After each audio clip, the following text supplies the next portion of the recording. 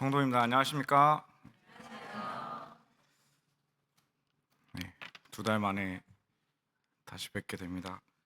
처음 말씀을 전할 때보다 더 떨리는 것 같아요 지금. 오늘 하루는 어떻게 잘 보내셨습니까? 네, 저는 오늘이 가장 마음이 분주한 날이었는데요. 오늘이 가장 일이 많은 날이었습니다.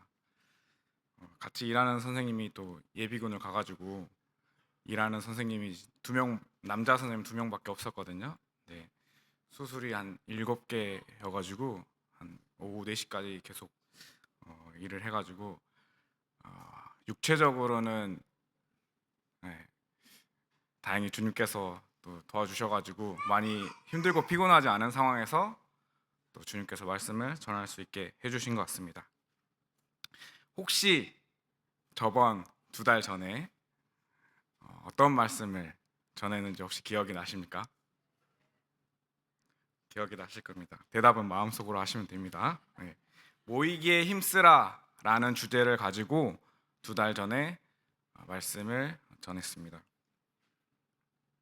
오늘 또 역시 마찬가지로 광주 동북교회의 비전을 가지고 말씀을 전하려고 합니다. 여기 오른쪽에 보시면 다 같이 큰 소리로 동북교회 비전을 한 번 더 읽어볼까요? 시작.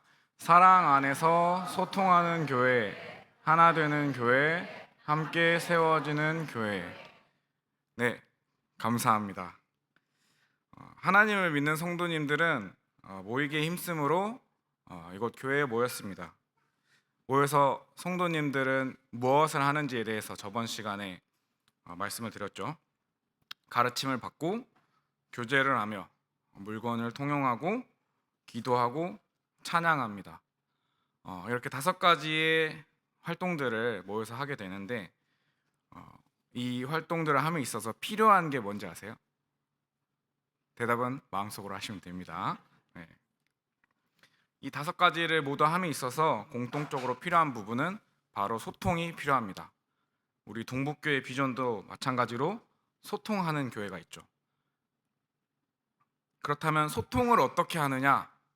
우리는 언어를 가지고 소통을 합니다. 물론 손과 발을 이용하는 바디 랭귀지라고도 하는 거를 사용하기도 하지만 대부분은 언어를 사용해서 소통을 하죠. 오늘의 주제를 말씀드리기까지 길게 좀 장황하게 왔던 것 같습니다. 오늘 성도님들과 함께 나누고자 하는 말씀은 동북교회 비전 2번째, 주제는 그리스도인의 언어 생활, 혀를 제어하라로 정해보았습니다.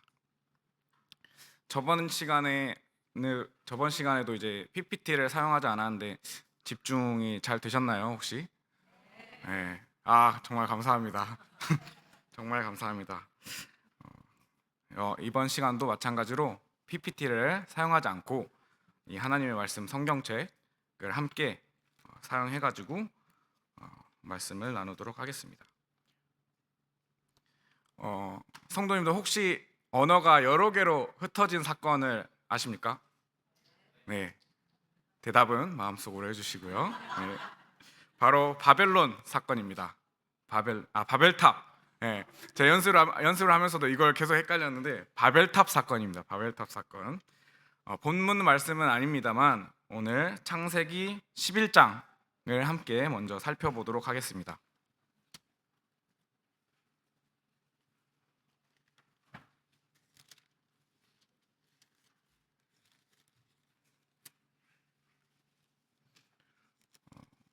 창세기 11장 1절부터 9절까지를 저희가 교독해서 읽도록 하겠습니다.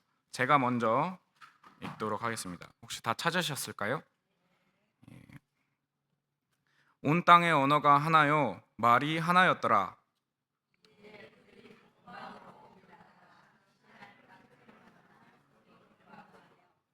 서로 말하되 자 벽돌을 만들어 견고히 굽자 하고 이에 벽돌로 돌을 대신하여 역청으로 진흙을 대신하고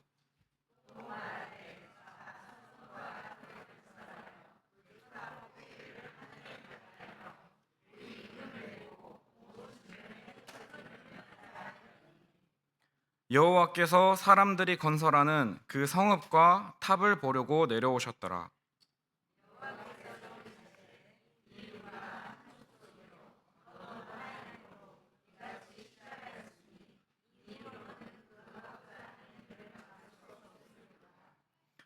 자, 우리가 내려가서 거기서 그들의 언어를 혼잡하게 하여 그들이 서로 알아듣지 못하게 하자 하시고,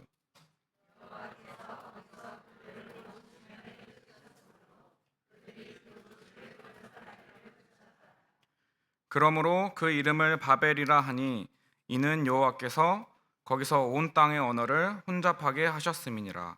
여호와께서 거기서 그들을 온 지면에 흩으셨더라. 감사합니다. 온 땅의 언어가 하나이던 시절, 여기 창세기 11장에 나온 사람들은 무슨 말을 하느냐? 3절과 4절을 집중해서 보도록 하겠습니다. 자, 벽돌을 만들어 견고히 굽자. 성읍과 탑을 건설하여 그 탑 꼭대기를 하늘에 닿게 하여 우리 이름을 대고 온 지면의 흩어짐을 면하자라고 하는 부분이 나옵니다. 이 결과로 하나님께서는 언어를 혼잡하게 하여 그들이 서로 알아듣지 못하게 하고 온 지면에 흩으셔서 바벨탑을 건설하는 것을 그치게 하는 바벨탑 사건이 있었습니다. 결과적으로 온 땅의 언어를 혼잡하게 하고 그들을 온 지면에 흩으셨습니다. 여기서 잠깐 주목하여 볼 것은 우리가 언어가 하나였다가 여러 개로 흩어지게 되는 그런 결과적인 부분을 말씀드리고자 하는 게 아니라 그들이 무슨 말을 했는지에 대해서 초점을 맞춰보려고 합니다. 우리가 추구하는 광주 동북교회의 비전과 다르게 바벨탑에 있었던 이 사람들도 의사소통을 하여서 하나가 되어 함께 바벨탑을 세웠습니다. 자, 벽돌을 만들어 견고히 굽자. 성읍과 탑을 건설하여 그 탑 꼭대기를 하늘에 닿게 하여 우리 이름을 내고 온 지면에 흩어짐을 면하자. 바벨탑을 만들려고 하는 사람들의 말을 통해 우리는 그들의 마음의 창이 어떤지를 엿볼 수 있습니다. 사람이 하는 말은 단순한 소리가 아니라 그 사람의 마음의 방향을 드러내기도 합니다. 마음의 방향을 나타내기도 합니다. 마음의 방향을 보여주기도 합니다. 바벨탑을 세우려는 사람들의 마음을 보면 그 마음의 방향이 어떠했는지를 보면 하나님보다 자신이 높아지려 했고 자신들의 계획을 앞세우며 자신의 이름을 추구했습니다. 하나의 잘못된 마음에서 비롯된 말이 공동체 전체를 하나님으로부터 멀어지게 만들었습니다. 벽돌로 탑을 쌓기 전에 먼저 그들의 마음에 바벨탑을 세웠습니다. 성도님들의 마음의 창은 어떠신가요? 성도님들의 마음의 방향은 어떤 쪽을 향하고 있나요? 잘하고 있다, 못하고 있다라는 질책하거나 판단하기 위해서 질문을 드리는 것이 아닙니다. 나의 마음의 창은 어떠한지, 나는 어떤 말들을 하며 살아가고 있는지 이 시간을 통해서 한번 돌아보는 시간을 가지면 좋을 것 같습니다. 우리 한국 속담에도 그런 게 있죠. 팥 심은 데 죄송합니다. 콩 심은 데 콩 나고 팥 심은 데 팥이 난다. 네, 감사합니다. 우리 마음에 어떤 부분이 심어져 있느냐에 따라서 우리는 말로 시작하게 되고 행동에 이르게 됩니다. 성도님들의 마음에는 어떤 걸 심으시겠습니까? 10초 정도 시간을 드리겠습니다. 한번 생각해보는 시간을 가져보면 좋을 것 같아요.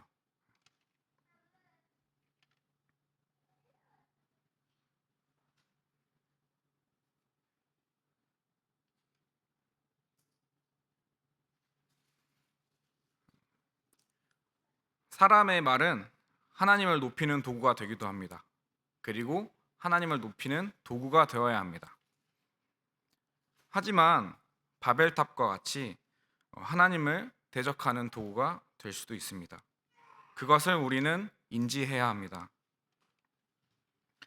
바벨탑 사건들의 사람들처럼 하나님을 대적하는데 소통하여서 하나가 되고 바벨탑을 세우는 사람들처럼 되는 것이 아니라 우리는 우리 광주동북교회 비전처럼 사랑 안에서 소통하여서 하나가 되어 함께 주님의 몸된 교회를 세워나가는, 하나님이 기뻐하시고 하나님께 영광을 올려드릴 수 있는, 하나님을 높이는 사람들이 되어 주님 오실 날을 기다리는 동북교회 성도님들이 되기를 소망하는 마음이 있습니다.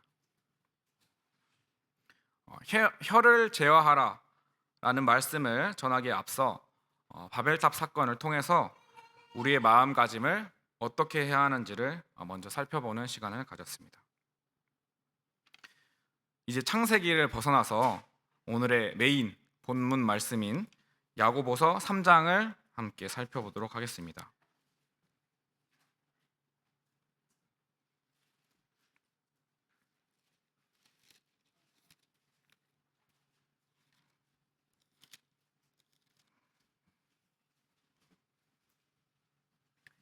본문 말씀은 야고보서 3장 1절부터 12절 말씀을 준비했습니다. 다 찾으셨을까요? 당시 교회에 야고보서의 말씀을 살펴보았을 때 가난한 성도와 부유한 성도 사이의 문제, 서로를 비방하는 말, 교회 안에서 높은 자리를 차지하려는 경쟁, 그리고 3장 초반절을 보시면 당시 교회 안에는 자신을 지혜롭게 여기거나 가르치는 자가 되기를 원하는 사람들이 있었던 것으로 보입니다. 먼저 야고보서는 예수님의 형제이신 야고보가 기록한 것을 알고 계시죠? 단순히 교사 직분을 금지하는 것이 아니라 영적 권위를 얻기 위해 함부로 가르치려는 태도를 경고함으로 3장을 시작하고 있습니다. 이후에는 우리가 다 실수가 많다, 말에 실수가 없는 자라면 온전한 사람이며 능히 온몸도 굴레 씌우리라 라는 말씀이 있습니다. 저도 지금껏 살아오면서 참으로 많은 말에 실수를 한 기억이 뇌리를 스쳐나갑니다. 여기서 말씀을 전하시는 형제님의 이름을 바꿔서 말한 적도 있었고요. 그렇게 실수가 참 많은 형제입니다. 근데 이 야고보서 말씀에 보면 우리가 다 실수가 많다라는 말씀이 이 말씀을 준비하는 저에게, 그리고 말씀을 준비하지 않던 저의 삶에도 많은 위로가 되었습니다. 이제 3절부터 자세히 살펴보기를 원합니다. 야고보 형제님은 세 가지의 비유를 사용해서 먼저 말씀을 하고 계십니다. 뭐가 나와 있는지 한번 살펴볼까요? 3절 초반에 보시면 말들의 입에 물리는 재갈, 그 다음에 4절에 배를 보아라, 배를 보라, 지극히 작은 키, 그 다음에 5절 얼마나 많은 작은 불이 얼마나 많은 나무를 태우는가. 말의 재갈과 배의 키, 작은 불씨로 먼저 말을 하고 있습니다.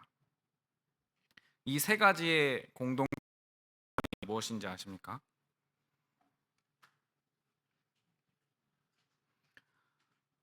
이 세 가지, 작은 것, 바로 재갈, 키, 불씨가 큰 것들, 말, 배, 그리고 많은 나무를 태우는 것과 같이 큰 것들을 움직이게 하는 공통점이 있습니다. 단도직입적으로 먼저 말씀을 드리자면 혀는 작은, 몸에서 아주 작은 기관이지만 사람의 인생과 공동체 전체를 무너뜨릴 수 있는 기관이 되기도 합니다. 이와 같이 혀는 작지만 엄청난 영향력을 가지고 있습니다. 야고보 형제님이 계셨던 그때에도 비방이나 험담, 다툼, 자랑, 분열을 일으키는 말들로 인해서 교회 안에 여러 문제들이 있었던 것으로 보입니다. 그래서 혀를 곧 불이요 불의의 세계라, 우리 지체 중에서 온 몸을 더럽히고 삶의 수레바퀴를 불사르나니 그 사르는 것이 지옥불에서 나느니라 와 같은 무겁고 강한 표현을 사용하십니다. 산불은 작은 불씨 하나에서 시작되는 것처럼 마찬가지로 교회의 분열, 가정의 갈등, 인간관계의 파괴도 한마디 말에서 시작되는 경우가 많이 있습니다. 이렇듯 혀를 통제하지 않으면 우리는 큰 파괴를 가져오게 되는 것을 볼 수 있습니다. 7절 이후의 말씀입니다. 그 후에 혀는 여러 종류의 생물은 사람이 다 길들일 수 있으나 혀는 능히 길들일 사람이 없다고 말씀하십니다. 저도 말의 실수가 정말 많아가지고요. 혀를 길들여 보려고 많은 노력들을 한 기억들이 있습니다. 하지만 말씀에 나와 있는 대로 저의 혀를 길들이는 것은 너무나도 어려운 일이었습니다. 길들일 수도 없었습니다. 이 말씀을 통해서 제가 얻은 것은 나의 혀는 내가 길들일 수 없다라는 결론. 하지만 하나님께서 나의 혀를 길들여 주실 수 있다. 나의 입술을 주관하여 주시는 분은 하나님이시다. 그래서 저는 기도했습니다. 오늘 말씀 올라오기 전에도 주님, 나의 입술을, 혀를 주님께서 주관하여 주시길 기도합니다. 주님께서 나의 혀를 능히 길들여 주시길 기도합니다. 라고 기도를 하고 올라왔습니다. 하나님께 내 혀를 주관하는 것을 맡기며 주님께서 나의 혀를 길들여 주신다면 참으로 힘이 되는 말을 할 수 있다라는 위로와 힘을 이 말씀을 통해서 저는 얻었습니다. 이어서 보도록 하겠습니다. 7절 이후에 말씀을 보시면 우리는 혀를 사용하는 것에 대해서 모순적인 부분을 살펴볼 수 있습니다. 9절에 보시면 이것으로 우리가 주 아버지를 찬송하고 또 이것으로 하나님의 형상대로 지음을 받은 사람을 저주하나니 한 입에서 찬송과 저주가 나오는도다. 내 형제들아, 이것이 마땅하지 아니하니라. 우리는 하나님을 찬양하면서 동시에 하나님의 형상을 지음받은 사람을 저주한다. 야고보는 이것이 모순이라고 말씀하고 있습니다. 그래서 샘에서 단물과 쓴물이 함께 나올 수 없고 무화과 나무가 감람 열매를 맺을 수 없다라고 설명합니다. 만약에 저를 예시로 한번 들어볼게요. 저를 예시로 하나님께 열심히 찬양하는 모습을 성도님들께서 보셨다고 가정을 해보겠습니다. 그런데 주영이 형제가 하나님을 열심히 찬양을 하다가 다른 곳에 가가지고 입을 자유분방하게 놀리는 모습을 보게 되었을 때 성도님들의 마음은 어떠실 것 같나요? 주일에는 찬양하고 평일에는 비난한다면 우리의 입술은 하나님이 원하시는 모습이 분명 아닐 것입니다. 또 주일과 평일의 구분이 아니더라도 하나님을 찬양하는 모습을 오전에는 가지고 있다가 오후에는 비난하고 비방하고 이런 모습을 오후에는 하게 된다. 그 모습 또한 하나님께서 원하시는 모습은 아닐 것입니다. 말은 결국 마음의 상태를 드러냅니다. 예수님께서도 말씀하셨습니다. 찾지는 않겠습니다. 제가 읽어드리겠습니다. 누가복음 6장 45절에 선한 사람은 마음에 쌓은 선에서 선을 내고 악한 사람은 그 쌓은 악에서 악을 내나니 이는 마음에 가득한 것을 입으로 말함이니라 라고 누가복음 6장 45절에 나와 있습니다. 다시 한번 질문하도록 하겠습니다. 성도님들 마음에는 어떤 것을 마음에 쌓으시겠습니까? 콩을 심으시겠습니까? 팥을 심으시겠습니까? 성도님들의 마음에는 어떤 것들로 쌓아져 있습니까? 그리고 성도님들의 마음에 어떤 것을 채우시길 원합니까? 우리가 쭉 살펴보았듯 혀는 마음의 창이 됩니다. 마음의 감사를 쌓으면 내 입으로 감사가 나오고요. 마음에 사랑을 쌓으면 사랑의 말이 나옵니다. 마음에 분노가 가득 차 있으면 분노의 말이 나옵니다. 그래서 혀를 다스리려면 먼저 우리 마음의 변화를 생각해야 할 것 같습니다. 그래서 바벨탑 사건으로 시작을 했습니다. 혹 나의 마음에 부정적인 것들로 가득 차져 있다면 혀를 길들여 주시는, 주관하여 주시는 주님께서 나의 마음을 주님으로, 긍정적인 부분으로 가득 채워주라고 기도하시길 바랍니다. 나의 마음을 주님이 가득 채워주셔서 나의 혀를 사랑 안에서 의사소통하면서 하나가 되어 함께 세워지는데 사용되어지는 혀가 되기를, 찬양과 비판 같은 대조적인 것들이 나의 입에서 동시에 나오는 것이 아니라 오직 하나님만을 위한 곳에 사용되어지는 혀가 되기를. 세 가지 비유를 통해서 알아보았지만 작은 혀가 우리의 인생의 방향을 결정합니다. 우리의 입술이 사람, 공동체를 무너뜨리는 도구가 아니라 하나님을 대적하는 데 쓰이는 그런 도구가 아니라 하나님께 영광을 돌리고 성도를 세우고 또 성도를 축복하고 축복의 통로가 되는 그런 곳에 사용되는 혀가 되길 바랍니다. 그리고 하나님의 자녀로서 우리가 예수 그리스도의 향기를 내는 데 쓰이는 사람이 되길 원합니다.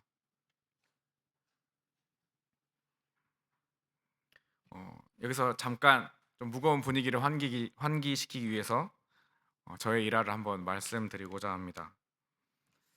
청년부에서 일의 진행을 위해서 단톡방에 공지를 하고 인원 파악을 위해 공지를 한 적이 있습니다. 빨리 일을 진행해야 한다라는 조급함과 일의 협조적인 부분에 있어서 마음의 여유가 없어가지고 사실 공지를 하기 전에 먼저 다른 성도님들한테 조언을 구한 적이 있어요. 이 답답한 마음으로 가득 채워져 있어서 뭔가 말이 부드럽고 예쁘게 안 나올 것 같다. 혹시 어떻게 하면 말을 예쁘게 사용할 수 있겠냐라는 질문을 저는 좀 진지하게 했던 것 같아요. 한 형제님이 가볍지만 진지하게 대답하여 주시길, 형제 마지막에 하트 하나를 붙이는 거 어떤가? 바로 피드백을 받아서 그 단톡방 공지에 문장이 끝날 때마다 하트를 붙여서 공지를 했던 기억이 납니다. 이게 단순히 저의 일화이기도 했지만 동북교회 비전에 합당한 대답이지 않았나라는 생각이 들었습니다. 저희 동북교회 비전의 맨 앞에 어떤 문장이 쓰여져 있죠? 네, 맞습니다. 바로 사랑 안에서입니다.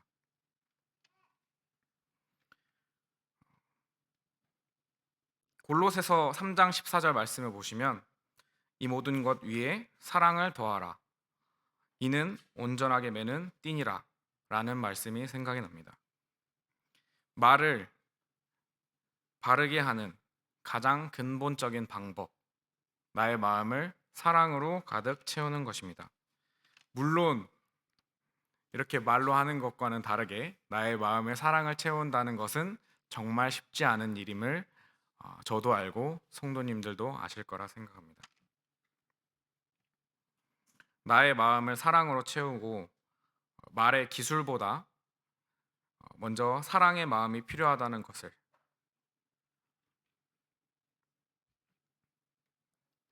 그렇다면 성도님들, 이러한 부분을 우리 삶에서 어떻게 실천해보고 적용할 수 있을까요? 먼저는 개인적으로 마음의 창을 돌아보시길 바랍니다. 하나님과 함께 교제하고 기도하는 시간으로 나의 마음을 준비해 보시길 바랍니다.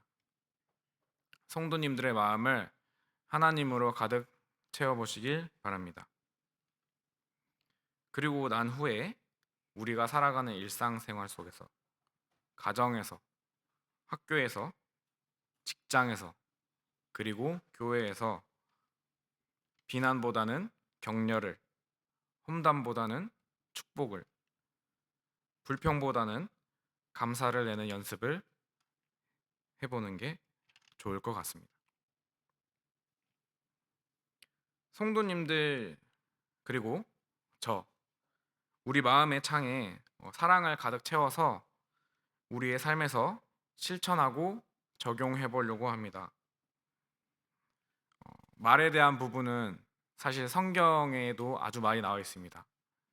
저도 준비를 하면서 너무 많은 말과 관련된 말씀이 있어서 어떤 부분을 준비를 하면 좋을까, 또 준비를 하다 보니까 막 글이 엄청 길어지는 거예요. 그래서 더 간추리고 더 기도함으로 준비를 해야겠다 해서 두 가지의 말씀을 더 찾았습니다. 첫 번째는 골로새서 4장 6절입니다.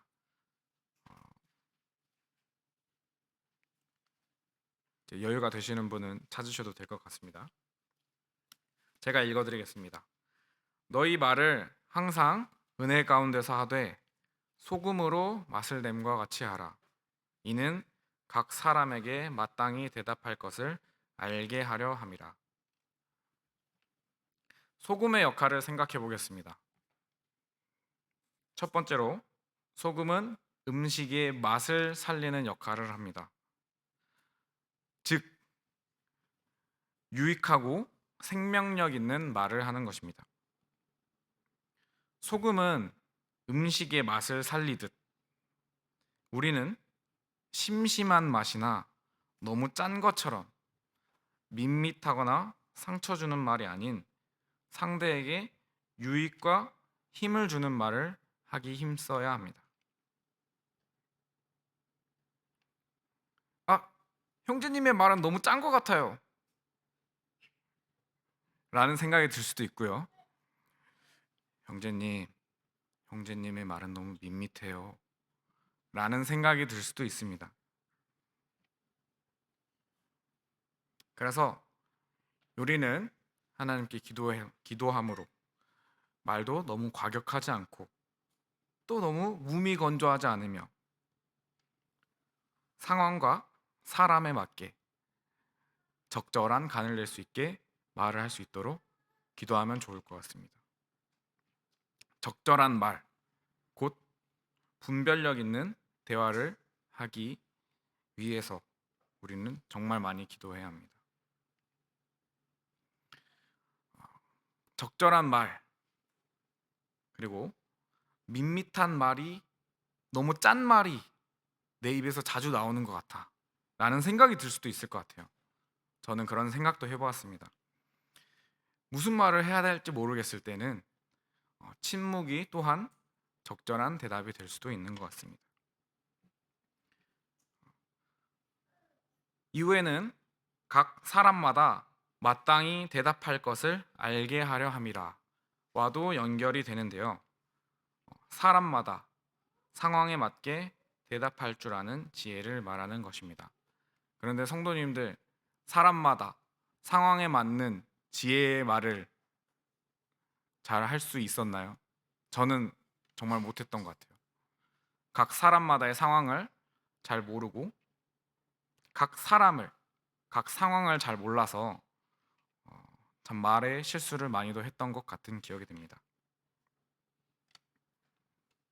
그래서 우리는 이 기도의 중요성이라는 게 그런 부분을 다 잘 모르기 때문에 참으로 하나님께 더 기도를 해야 하는 것 같아요. 진실을 말하며 사람을 살리는 방식으로 말하는 것. 성도가 힘들어할 때는 상황에 맞는 위로를 전하는 것.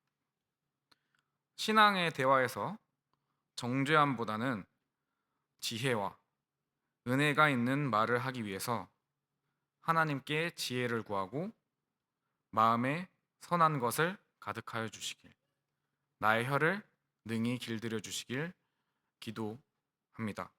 라고 기도하면 좋을 것 같습니다. 소금의 역할 두 번째. 냉장고가 없던 시대에는 소금으로 부패를 막는 보존제의 역할을 했습니다. 도덕적으로 부패하지 않기 위한 말로 거짓말을 하는 것이 아니라 참된 말을 하는 것, 음란하거나 더러운 말을 피하는 것, 험담과 분노 이런 말을 절제하는 것, 공동체를 망가뜨리는 말을 삼가는 것, 말이 관계를 썩지 않도록 소금이 부패를 막듯 우리는 썩지 않도록 하는 말을 하면 좋을 것 같습니다. 그 다음 두 번째 말씀입니다. 에베소서 4장 29절 말씀을 인용하고자 하는데요.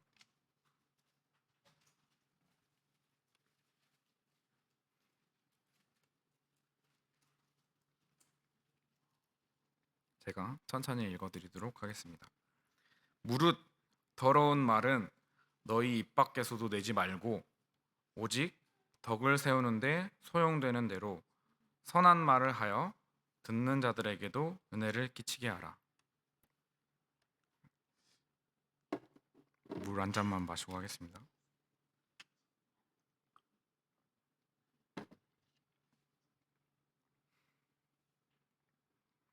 사도 바울 형제님께서 로마 감옥에 갇혀 있을 때 하신 말씀입니다. 이 사장에 옛 사람을 벗고 새 사람을 입으라라는 주제로 새 사람의 삶을 구체적으로 이야기하신 부분 중 하나입니다. 단순히 어떤 말 조심하라 이런 정도의 수준이 아닌 우리는 새 사람이 된 성도의 변화된 언어 생활을 하라라는 부분입니다. 아까 소금의 역할 중 부패를 막는 역할도 있듯이 험담, 비방, 거짓말, 상처를 주는 말, 분열을 일으키는 말, 음란한 말과 같은 공동체를 무너뜨리는 부패한 말들을 하는 것이 아니라 공동체를 세우고 상대방에게 은혜를 끼치도록 말을 하라는 것입니다. 이것에 대한 실제적인 실천 방안으로 무엇이 있을까를 생각해 보았는데요. 칭찬의 말이 있습니다. 그리고 고마워. 좀 무미건조했나요? 고마워. 그다음에 형제 정말 미안해. 정말 부끄러운 쑥스러운 말이지만 형제 사랑해. 와 같은 말들을 하는 것을 예시로 생각해 보았습니다. 가벼운 입 발린 소리를 하는 것이 아니라 어떤 립 서비스를 하는 것이 아니라 성도님들을 볼 때 우리 마음의 창, 마음의 눈을 사랑의 눈으로 보아서 성도님들의 귀한 모습을 칭찬하는 것이지요. 우리는 불평, 불만, 비난, 비판, 투정 부리는 것 같은 말들은 정말 쉽게 입술로 나오는 것 같습니다. 아, 배고파. 아, 더워. 아, 추워. 이런 말들은 정말 가볍게 나오는 것 같아요. 이런 생각이 들 때 방금과 같은 말이 잘못됐다라는 것은 아닙니다. 네, 이러한 생각이 들 때 우리는 잠깐 멈추고 마음을 가다듬어서 혀를 제어하는 것, 가벼운 것에서부터 연습을 하면 좋을 것 같아요. 잠깐 나의 마음을 멈추고 나의 마음을 긍정적인 부분으로 바꿔서, 형제 뭐뭐 해줘서 고마워, 형제 뭐뭐 해줘서 뭐뭐 때문에 미안해, 형제 그냥 사랑해 라고 말할 수 있는 것이죠. 우리는 평소에 칭찬하는 것에, 사과하는 것에 많이 쑥스럽고 어색한 것 같습니다. 저도 방금 제 입술로 말했지만 굉장히 어색하고 쑥스러운 것 같아요. 하지만 어떤 일에 베테랑이 되려면 1만 시간의 이상이 소요되는 것처럼 우리는 사실 처음부터 모든 것을 잘할 수는 없습니다. 방금 제가 말한 예시로 칭찬, 고마워, 미안해, 사랑해라는 것도 마찬가지라고 생각합니다. 참 간단하지만 연습을 해보지 않아서 어려울 수도 있을 것 같습니다. 하지만 이런 부분을 연습해서 우리가 광주 동북교회의 비전을 실현해 나갈 수 있다면 주님이 보시기에 기뻐하는 교회가 될 수 있다면 마땅히 해보시지 않으시겠습니까?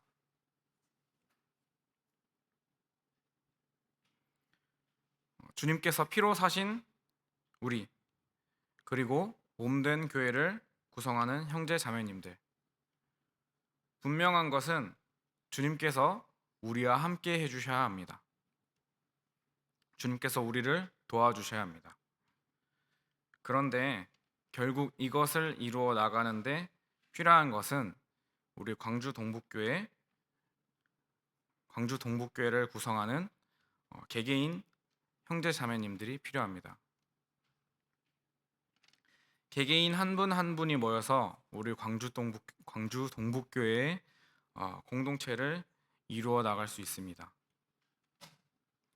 광주 동북교회의 비전을 북부교회나 첨단교회 그리고 다른 교회에 우리 비전을 해내라고 하지 않습니다. 동북교회의 비전은 동북교회를 구성하는 성도님들이 이루어 나갈 수 있는 부분입니다. 그것을 마음속에 담아두고 인지하고 살았으면 좋겠습니다.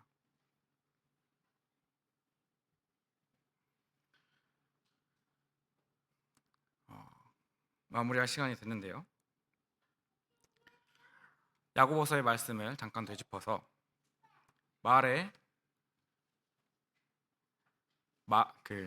제가 하는 말이 아니라 동물의 말에 입에 재갈을 물리듯 우리 입에 재갈을 물어 하나님께 순종하고 작은 키로 사공의 뜻대로 운행하듯 우리의 혀를 하나님의 뜻대로 사용하고, 작은 불이 얼마나 많은 나무를 태우듯 우리 마음에 선한 작은 불씨가 일어나서 성도님들이 개개인의 나무가 되어서 산을 이루듯 우리의 혀를 주님을 위해서 사용하길 소망하는 마음이 간절히 있습니다. 우리의 혀를 주님의 말씀대로 잘 사용하여서 정말 궁극적으로 사랑 안에서 소통하는 하나 되는 함께 세워지는 교회, 사랑이 가득하여서 하나님을 사랑하는 마음이 가득 넘쳐서 성도를 사랑하는 마음이 홍수처럼 불어나는,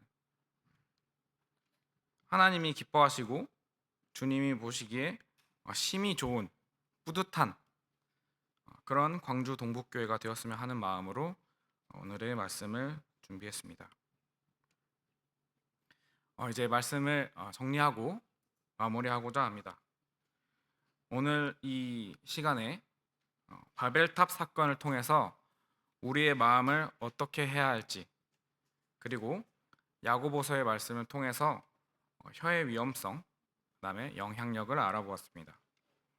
그리고 골로새서와 에베소서의 말씀을 가지고 우리 삶에서 어떻게 실천을 하면 좋을지에 대해서 나누었습니다. 사랑하는 성도님들, 우리 함께 동북교회 비전을 위해서 기도할까요?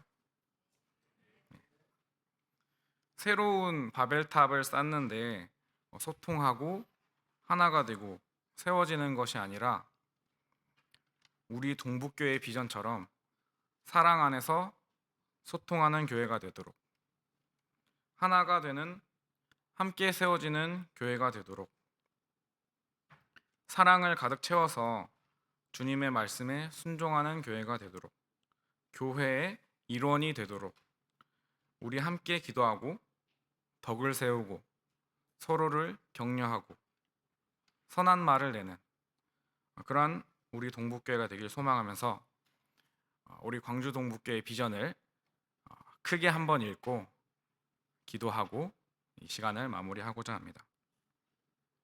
준비되셨나요? 시작. 사랑 안에서 소통하는 교회, 하나 되는 교회, 함께 세워지는 교회. 네, 경청해 주셔서 정말로 감사합니다. 기도하고 마무리하겠습니다.